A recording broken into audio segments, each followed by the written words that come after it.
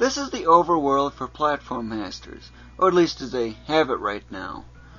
It's been going on for a long time because I'm having a hard time with these hills. That's basically what I've been up to between my game systems anyway.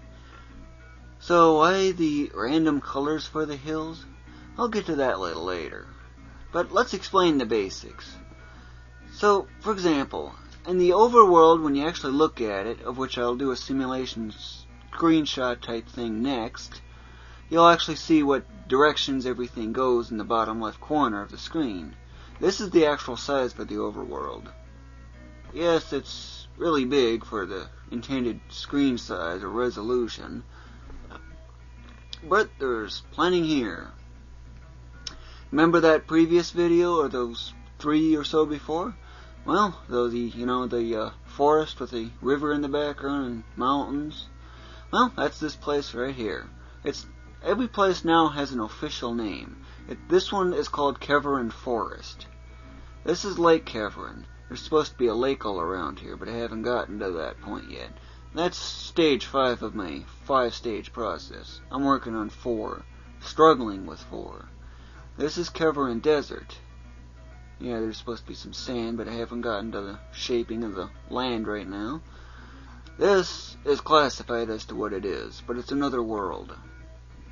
This is the city. Lots and lots of space for the city. So, well, this is where you start. You might notice, what's with these odd areas here then? Well, if you recall from that screenshot where I had all those dots from the outlining stuff, well, that's actually for showing, it showed 2 different flag types, or colors anyway. One was magenta and the other was blue. As to what those are, it's classified, and it'll be classified for quite a while yet, as to what both of those are. But anyway, every spot on the overworld has a direction that you can go. Up, for example, the key arrow keys are used to move, and enter to select. That's how simple the controls are. So let's say you're here. You got 4 directions to choose from. You got this path, you got that one, you got this one, and you got this one here. So, up will take it along this path. Left here, down here, right here. Here it can be a little more confusing because both of these paths seem like they would take you down. The down would take you on along those. But this one here on the right is actually for the right. There's nothing over here.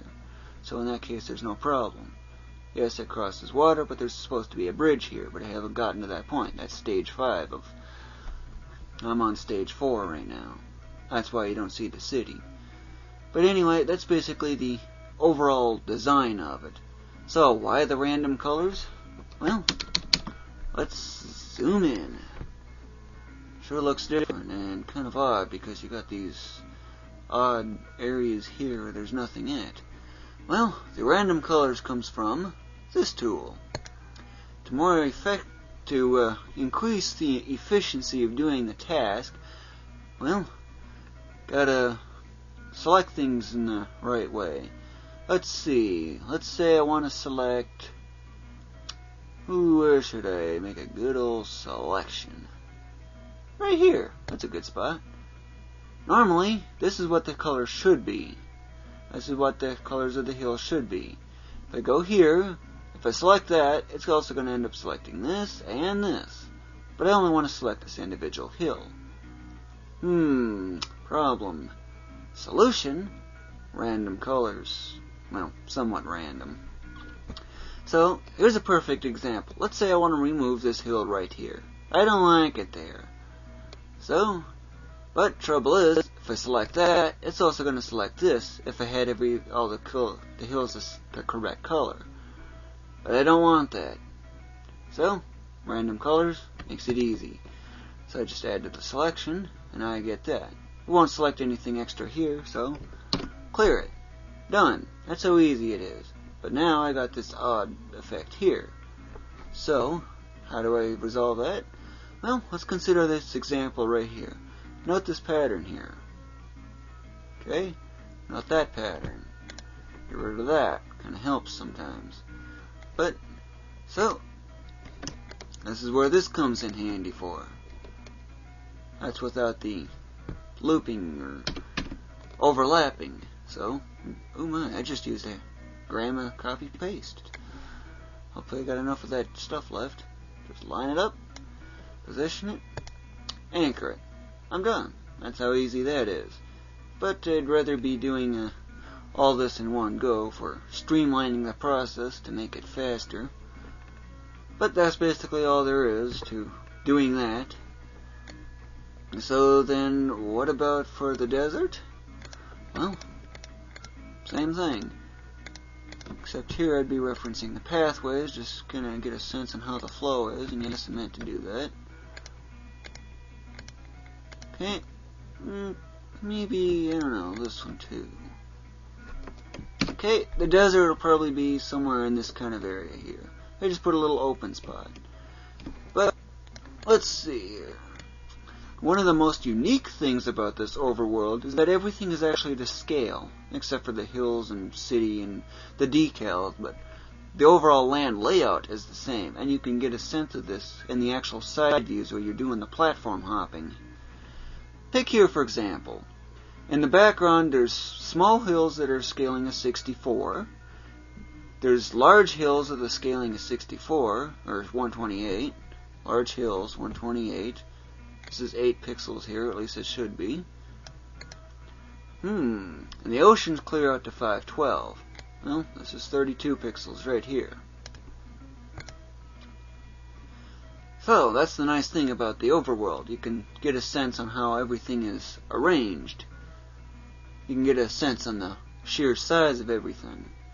That's one of the unique things about the overworld. And of course there's more off over here too. And of course those hills are going to be over there. And there's also small mountains and large mountains to add in both here and over here. And from that one screenshot, just for a reference, what a change. Sure looks different. Okay, remember that one screenshot? Well, you can see how the outline is here. The dots form as checkpoints. That's how I do the land.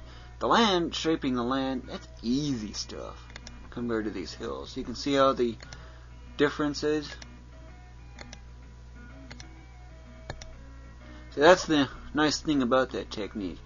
I try to keep it within 1 pixel of those dots. The dots are just checkpoints, kind of serve as a basic outline how that part of the land should be. But that's basically what the process is for doing the overworld. Of course, whenever I get some question marks, it's always wise to check my design document. And another nice thing to do, save frequently. Highly advised. But this is also another nice thing I kind of like about the overworld here too.